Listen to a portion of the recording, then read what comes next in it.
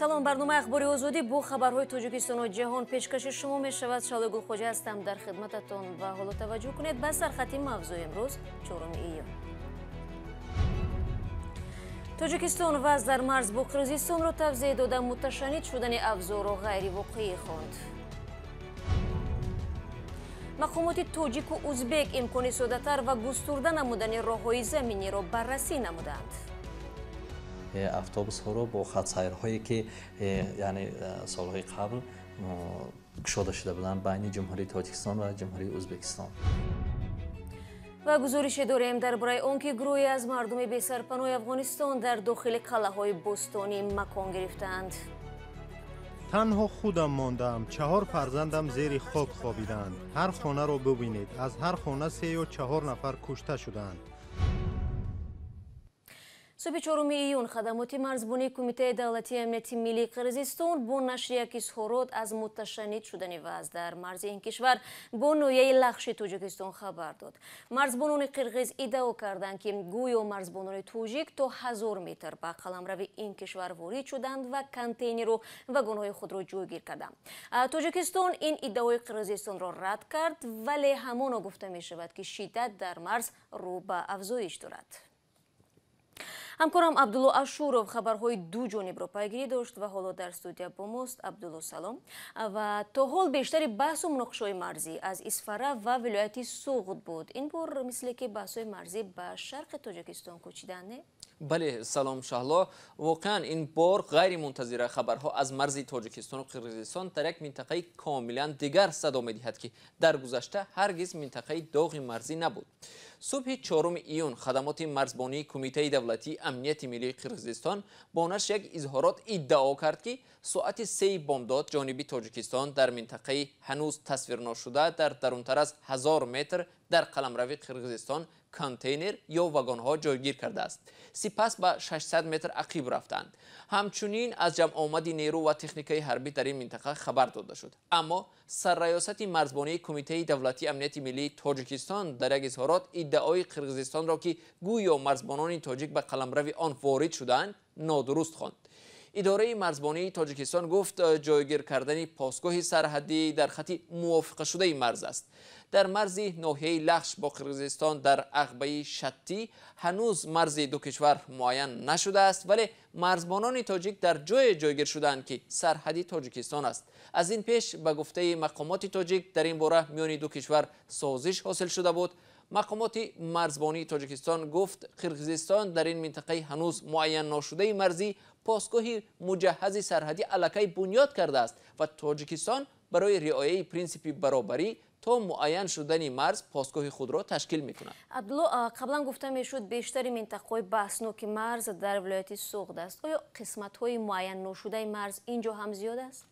Шаҳло, мақомот дар бораи чӣ қадар метр ё километр будани марзи муайян ва аломатгузорӣ нашуда дар Лахш иттилоъ намедиҳанд, аммо бинобар изҳороти марзбонии Тоҷикистон баҳси кунунӣ сари ағбаи Шаттӣ меравад ки гуфта мешавад дар наздикии гузаргоҳи Қарамиқ ва Саритош дар ноҳияи Лахши Тоҷикистон ва вилояти Уши Қирғизистон аст. бархе аз расонаҳои Қирғизистон гуфтанд ки бахши умдаи ин қаламрав чарогоҳҳо буда аз тарафи Тоҷикистон барои истифода ба тарафи Қирғизистон дода шуданд. гузаргоҳи Қарамиқ, Саритош то замони марзбандии Қирғизистон дар санаи 21 май барои убуру мурури мошинҳои боркашони ду ҷониб ва сокинон боз буд, аммо ҳоло баста аст. Сипос Абдулло. ва бинандагони азиз, ҳамин ҳоло хабар расид ки дар вилояти Уши Қирғизистон як чархболи низомие ки Камчибек Тӯшиев раҳбари Кумитаи амнияти миллӣ ин кишварро ҳамроҳӣ мекард дар роҳ ба сӯи ноҳияи Чун Алай наздик ба марзи Тоҷикистон ба замин афтодааст.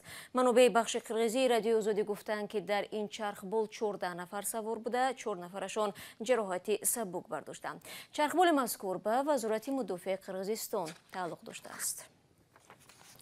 Ӯзбекистон тасмим гирифтааст аз шаҳри Самарқанд то ба ноҳияи айнии вилояти Суғд рӯи оҳан сохта истифодаи дубораи қитъаи рӯи оҳан аз Бекобод то ноҳияи Конибодон барои боркашонӣ ва барқӣ кардани онро роҳандозӣ кунад.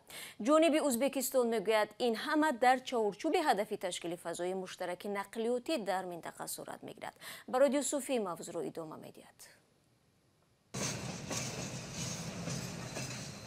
тоҷикистон ва ӯзбекистон ҳадафи таъсиси фазои муштараки нақлиётиро доранд. ба ин манзур Тошканд мехоҳад дар бунёди роҳи оҳан ба водии Зарафшон ва барқӣ кунонии қитъаҳои роҳи оҳан аз Бекобод то Конибодом саҳм бигирад.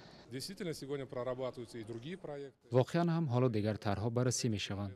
аз ҷумла сохтмони роҳи оҳан аз Самарқанд то ноҳияи айнӣ мавриди омӯзиш аст. дар маҷмӯъ ҳоло тоҷикистон ва ӯзбекистон мехоҳанд фазои ягонаи нақлиётӣ эҷод конанд. ман фикр мекунам ин қобили қабул аст. тоҷикистон ва ӯзбекистон бовар доранд бо амалӣ шудани ин тарҳҳои иртиботи заминӣ интиқоли молу коло, равоо ва тиҷорати байни ду кишвар ба маротиб меафзояд.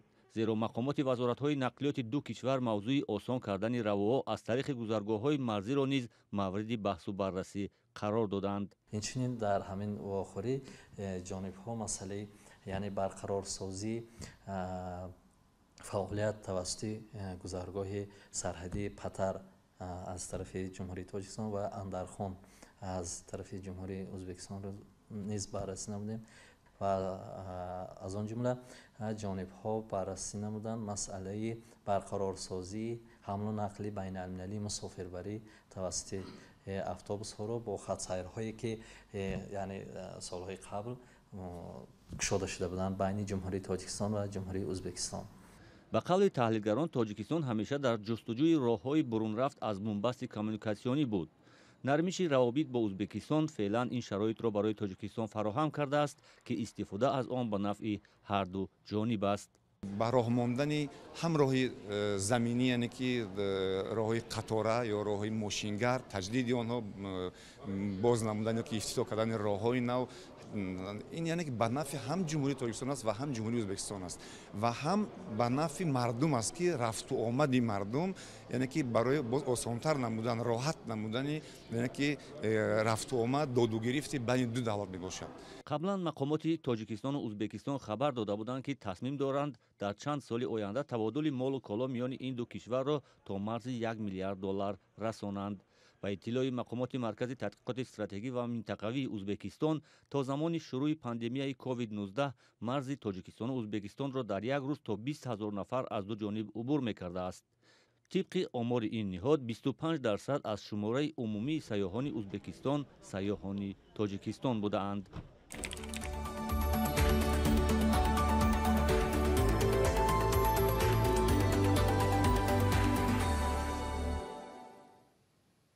шумо барнома хабари радиои озодиро тамошо доред. аввали ҳафтаи оянда рӯзи 7 июн дар ҷаҳон таваҷҷӯҳ ба амнияти ғизо равона мешавад. ғизое ки ҳар рӯз рӯи дастурхони мову шумо мегузоранд. ин рӯзи байналмилалии амнияти ғизост. дар Тоҷикистон ҳам ин масъала аҳамияти хоса дорад, зеро мардуми камбизоат баъзе аз маводи хӯрокаро барои зимистон захира мекунанд, вале на ҳама чунин имконро доранд. мулло Раҷаб Юсуфӣ гузориш медиҳад.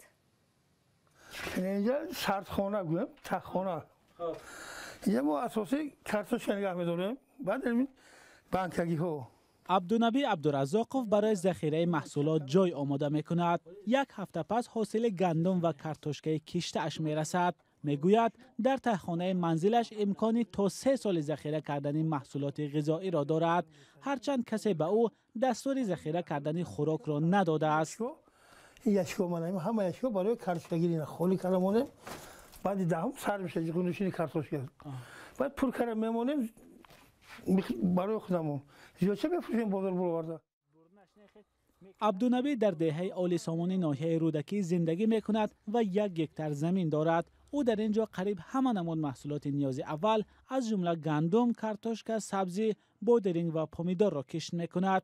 میگوید بجز از روغن و گوشت از بازار دیگر نمود محصولات خوراکه نمیخرد، به خصوص آرد که برای تاجیکان محصولات اساسی به شمار میرود. 2 تانه گندم میبره همین 2 تانه همین پروگرام ما 2 سال میرسه ذخیره ما بعد 1 هفته آورده ما میاندازیم. در تاجیکستان نه همه امکان دارند مثل عبدالنبی برای حداقل 1 یا 2 سال محصولات غذایی ذخیره کنند، هرچند رئیس جمهور سالهاست که از ساکنان دعوت میکند ذخیره 2 ساله غذا داشته باشند. این طریقی ذخیره نداریم و خودش ننستیم تشنه نستیم هست امروز ما پگمونه مهرنیسا رحیمووا ساکن دیگر ناحیه رودکی از جمله نفرانی است که به گفته خودش زندگیش امروز به پگاه می‌گذرد. یک فرزند مهرنیسا هفته پیش به روسیه رفته تا حال جای کار ندارد. پسر دیگرش در تاجیکستان درد میان دارد و نمیتواند کاری وزنین کند. زندگی این خانواده 11 نفره اساساً از حساب شیرفروشی مهرنیسا می‌گذرد. دلینچه کمک ترکی در اون چیز تو است. نگاه که فلک روغن باشه، کپی برنج باشه و خیلی نیست. 1 کیلو 2 کیلو. هاش شگر گشنه نمیمونیم، تشنه نمیمونیم. هر روزه رو چیمونه خودم میارم. در روز جهانی امنیت غذا زندگی ساکنان تاجیکستان را میتوان در مثال عائله عبدالنبی و مهرنیسا شرح داد. گروه امکان ذخیره غذا را دارند ولی یک بخش دیگر امروز به پگاه زندگی میکنند. مقامات میگویند خراجات اساسی قشر نادار و میانه تاجیکستان برای غذا صرف می شود. برای همین خراجات ساکنان در کشور نابرابر است. بر اساس تحقیق آژانسی آمار تاجیکستان، قشر نادار جامعه در یک ماه برای هر عضو خانواده 143 سامانه خرج می کنند که 73% برای خرید آذوقه است، در حالی که اشخاص دارا برای هر عضو خانوادهشان 541 سامانه خرج می کردند که فقط 52% برای غذا است. رو میاریم به افغانستان. جنگ و خونریزی در افغانستان روز به روز احوال بناهای تاریخی و آثار باستانی این کشور را ویران‌تر می‌کند. کار به جای رسیده است که مردم بی‌سرپناه در داخل قلعه‌های باستانی که از باد و باران امین ماندند خانه می‌سازند و آنها را ویران می‌کنند. درباره یکی از آنها به نام قلعه بوست در ولایت هلمند طاهری سفر گزارش دارد. اینجا یک قلعه باستانی در افغانستان و میراثی عصری ده است. گذشته سالها و جنگ ها نیمه ویرانش کردند. حالا به سرپناهی گروه تبدیل یافته است که از جنگ گریختند. در قلعه بوست در ولایت هلمند صدها خانواده پناه بردند چون در محل زندگیشان جنگ با طالبان ادامه دارد یا جنگجویان طالب آن جایها را گرفتند. تنها خودم ماندم. 4 فرزندم زیر خاک خوابیدند. هر خانه را ببینید. از هر خانه 3 یا 4 نفر کشته شدند. در اینجا به خود سرپناه ساختیم و از مجبوریت شب و روز خود را در اینجا سپری میکنیم.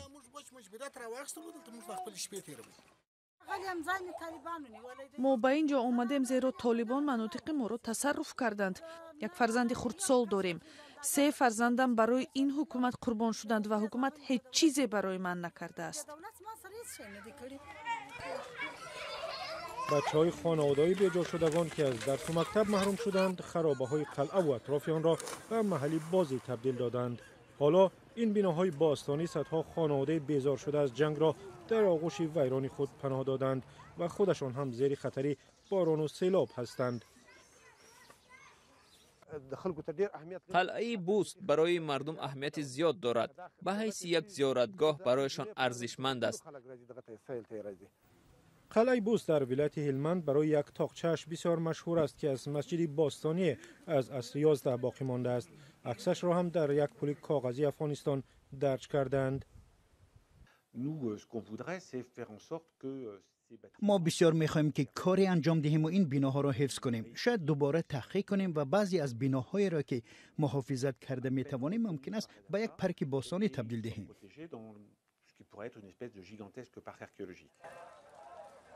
بنابر جنگ و درگیری‌های چند ماه اخیر در هلمند هزاران نفر از خانه‌هایشان گریختند و در مرکز ولایت شهر لشکرگاه پناه بردند. تعدادی از آنها در این بازار در نزدیکی قلعه بوست و قلعه کهنه کار و زندگی می‌کنند. این مطلب آخر برنامه امروز بود. خبرهای گزارش‌های دیگر در سامانه رادیو آزادی زیر نشانی www.azadi.org گذاشته می‌شوند. گزارش‌های ویدیویی را شما می‌توانید در صفحه آزادی ویدیو تماشا کنید. از این دل برایتان در 2 روز آینده استراحتی با فراغت می‌خواهم. خود را احتیاط کنید و خدا نگهداری هر یک شما باشد.